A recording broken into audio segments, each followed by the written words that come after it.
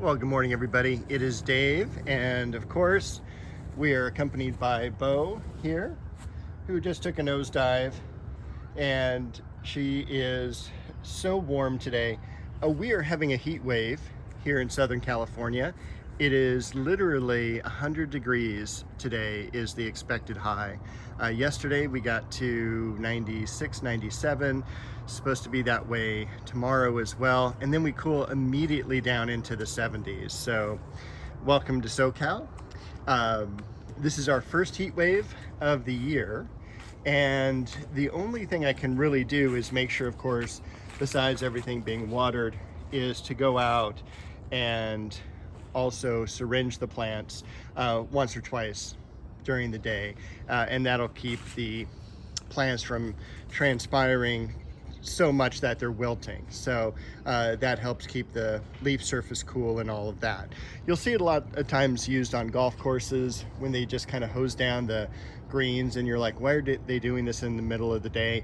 That's why. So first of all, I was just looking at this tremendous lily here.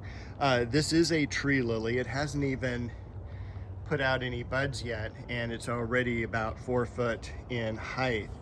This is the third year, I believe, I've had these. They are from White Flower Farms, and I absolutely love the larger trumpet-shaped lilies. They're so incredibly fragrant and easy to grow. So Bo here will lead us through the garden. The only really cool thing, of course, back here is beautiful white iris. The cherry tree has leafed out. It always leaves out so weird. You always get some branches that leaf out very, very late, and then others that just kind of overtake what's already there. So the cherry tree did leaf out, and that's very nice. The catmint back here is in bloom, and there is a bee back there, but it's on the underside. I don't know if you can see the movement of it. Barberry over here, and Queen Elizabeth. The foxglove are just about spent for the season. I do need to get back and prune the Leonotis back there so it doesn't take over that space like it did last year. Another double iris, or double lily flower there. That's usually one of my favorites. It's very fragrant. This will be open usually around 4th of July. Tournament of Roses, and again, probably one of the best roses in the garden, next to Duet.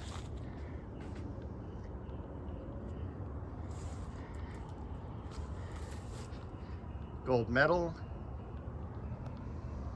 Crabapple tree. The Dogwood did make it through yesterday pretty well, and you kind of see some beautiful foxglove there in the distance too. Those look fantastic. The Galdiolus coming up next to them in the cages, and the apple tree was something that I wanted to speak about for just a moment, because this is Anna apple. It is not the best for storing or shipping or anything like that, but it's the earliest producing apple with the lowest chill hours. So what's great about this is that it produces heavy in our region in SoCal, and it is a natural dwarf. So it only gets up about 12 foot tall, 15 foot tall at the most, and it's been a fantastic apple. I've been heavily pruning it last couple years, and you can kind of see how really stunning it is as I move past an arbor. Again, it's just doing really great, and I can't ask for anything more. I did move the giant blood lily off into the shade because it was just getting a little bit too much sun where it was during the heat wave. So that's why that's there. All the vegetables are doing tremendously well. The Roma tomatoes, I don't know if I can capture some tomatoes there. The eggplants are nice and full. The squash plants are getting larger. But I wanted to also, as I'm just passing this, we got some peppers. And then look at all of these tomatoes here. And I don't know why it's producing so much so early, but this is the Cherokee Purple. And so I'm really excited that it's doing so great. Also, what's doing well is the Arkansas Traveler back here. And another pepper over here. So all the vegetables are going just fine. Back here in kind of the shade garden, which is where I plan to plant myself later today, we've got that really beautiful old-fashioned rose there, kind of a light apricot. We've got the lamium in the back. That's the variegated foliage that's creeping. The liriopes are coming out just fine. We've got the Japanese maple here, as well as across the way, and the Chiananthus tree that we're just sharing on to grow and grow so that it covers more of this area, providing us with more shade. We've got some Shasta daisies in bloom. And again, to date stamp this, because I don't think I have, today's date is the 10th of May, 2025. Look at how full that variegated geranium has gotten. The Shishigashira. We've got some Alstroemeria blooming. The Devalia on a new hook. More on that later. I don't know if I want to talk about that today. The other red maple here. A little bit too much sun right now on those orchids.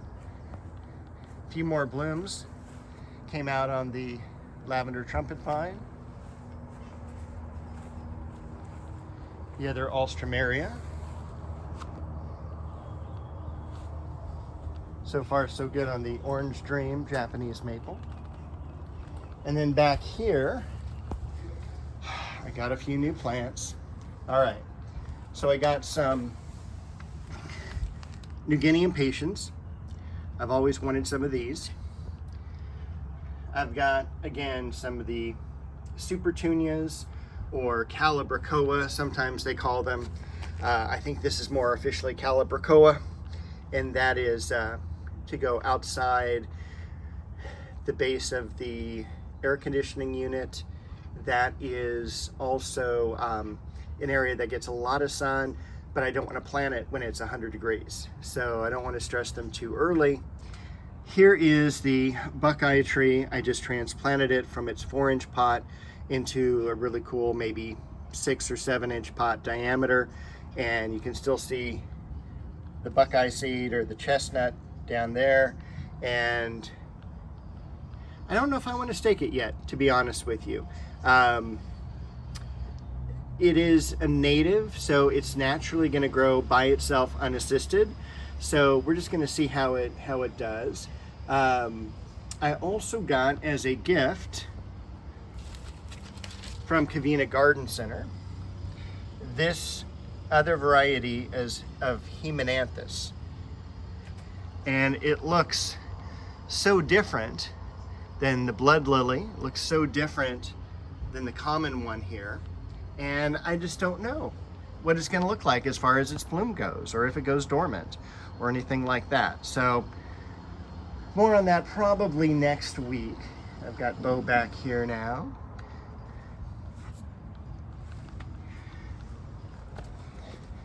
Everything else is looking pretty good here because it's in the shade most of the time. But some beautiful old-fashioned roses. I love the lemon verbena because when you crush it, it's a lemon scent. Variegated dogwood leafing out. And then this is the pseudo camellia. No blooms to speak of. So, and then again, look at how beautiful that blossom is. Great for hanging baskets.